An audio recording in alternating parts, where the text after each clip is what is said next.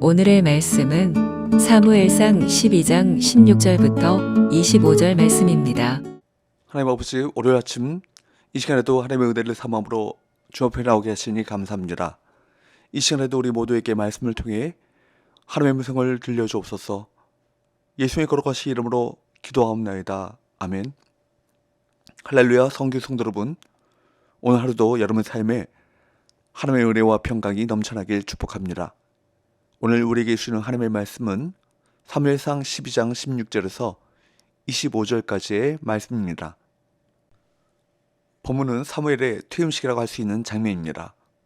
사무엘은 자신의 사역에 마침표를 찍으면서 이제부터가 중요하다고 말합니다.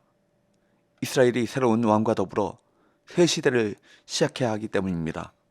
이 중요한 시기를 시작하며 이스라엘은 무엇을 결단해야 할까요? 오늘 말씀을 통해 영적 교훈을 얻고자 합니다. 15절에서 사무엘은 이스라엘이 여호와의 계명에 순종하지 않을 경우 조상들이 징계받았던 것과 마찬가지로 하나님께서 징계하실 것이라고 엄중히 경고했습니다. 하나님은 사무엘을 통해 이스라엘 백성에게 한 경고가 거짓이 아니며 엄중한 경고임을 표징으로 보여주고자 하십니다. 그래서 사무엘은 여호와께서 이제 행하실 큰 일을 보라고 말합니다.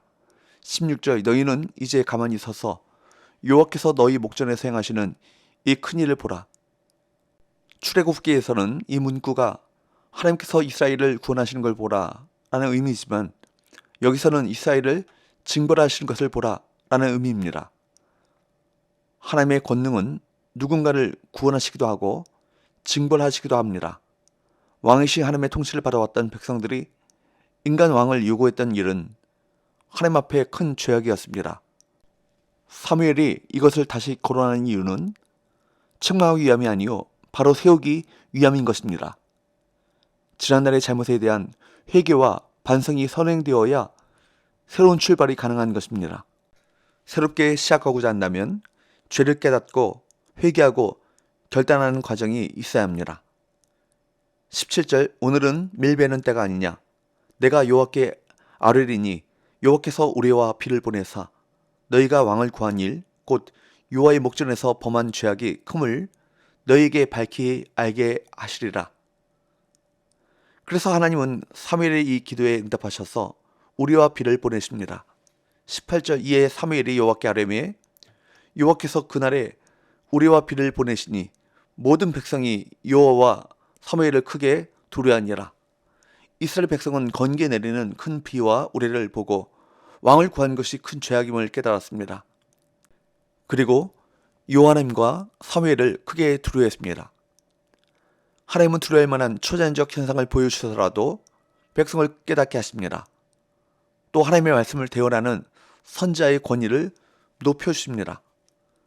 우리는 두렵고 떨리는 마음으로 하나님의 말씀 앞에 서야 하는 것입니다.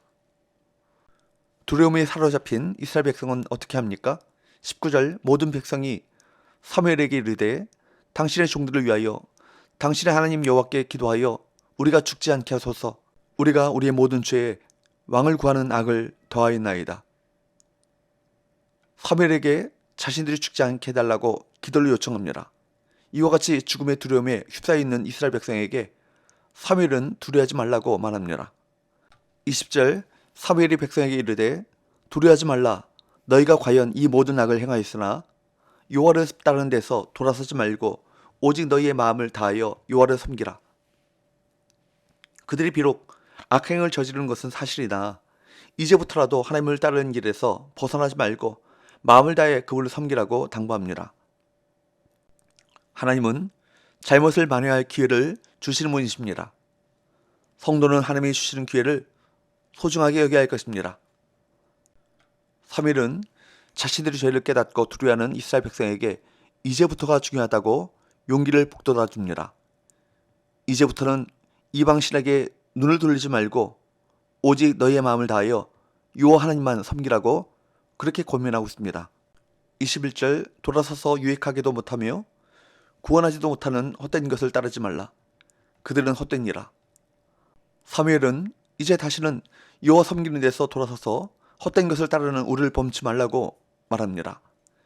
유익하기도 못하며 구원하지도 못하는 헛된 것은 이스라엘 역사에서 이스라엘 백성을 섬겼던 바알과 아세라와 같은 우상들을 말합니다. 22절 여호와께서는 너희를 자기 백성으로 삼으신 것을 기뻐하셨으므로 여호와께서는 그의 크신 이름을 위해서라도 자기 백성을 버리지 아니하실 것이요. 이스라엘 백성이 하나님께 죄를 지었음에도 하나님께서 이스라엘 백성들을 내치지 않으시는 이유는 이스라엘을 자기 백성 삼으신 것을 기뻐하셨기 때문입니다. 또 다른 이유는 그들을 백성으로 삼으신 하나님의 크신 이름을 위해서입니다. 이제 사울이 이스라엘의 왕으로 세워졌지만 사무엘의 역할이 다 끝난 것은 아닙니다. 아직도 해야 할 사명이 있습니다. 23절 나는 너희를 위하여 기도하기를 쉬는 죄를 여호와 앞에 결단코 범하지 아니하고 선하고 의로운 길을 너에게 가르칠 것인즉.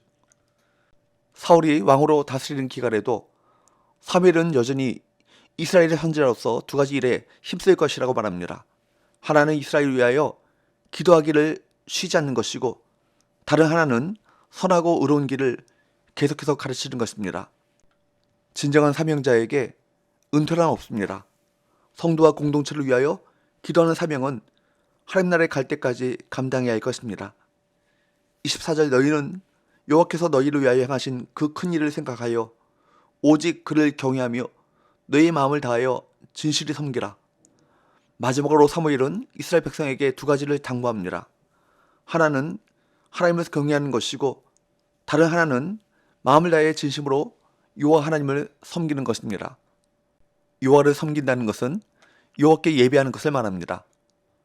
사무엘은 이 두 가지를 실천하기 위해 여호와께서 너희를 위하여 행하신 그 큰 일, 즉 이때까지 하나님이 행하신 놀라운 구원의 역사와 기적들을 기억하고 생각할 것을 권면하고 있습니다. 25절 만일 너희가 여전히 악을 행하면 너희와 너희 왕이 다 멸망하리라.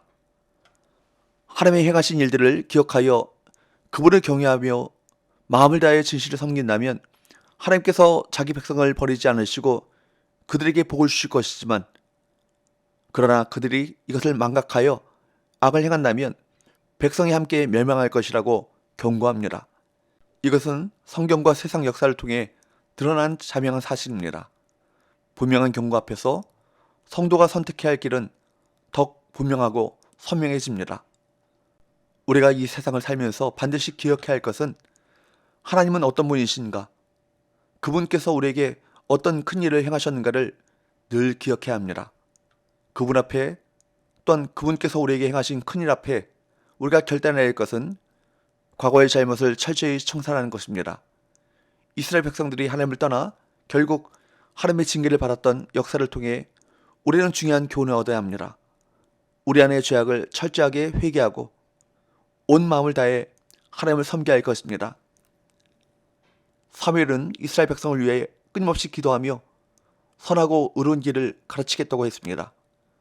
우리를 일꾼으로 부르신 하나님께서는 우리에게도 당신의 말씀으로 영혼들을 깨우며 세우며 기도로 중보하는 역할을 기대하십니다. 그래서 우리 곁에 가족과 지체 그리고 이웃을 두셨습니다. 그러므로 우리는 그들이 하나님 안에 머무를 수 있도록 영적으로 바르게 성장할 수 있도록 말씀으로 도와야 합니다. 이를 위해 우리가 먼저 말씀으로 무장되어야 합니다. 뿐만 아니라 그들을 위해 기도하기를 쉬는 죄를 범치 않음으로 말미암아 우리의 가족, 지체, 이웃, 우리 공동체가 믿음으로 온전하게 세워지는 놀라운 역사가 나타나기를 간절히 소원합니다. 기도합시다. 하나님 아버지, 주님만이 진정한 왕이심을 고백합니다. 우리의 섬김을 받기에 합당한 분이시며 죄인으로 죽어야 할 우리를 구원하신 사랑과 은혜의 주님이심을 고백합니다.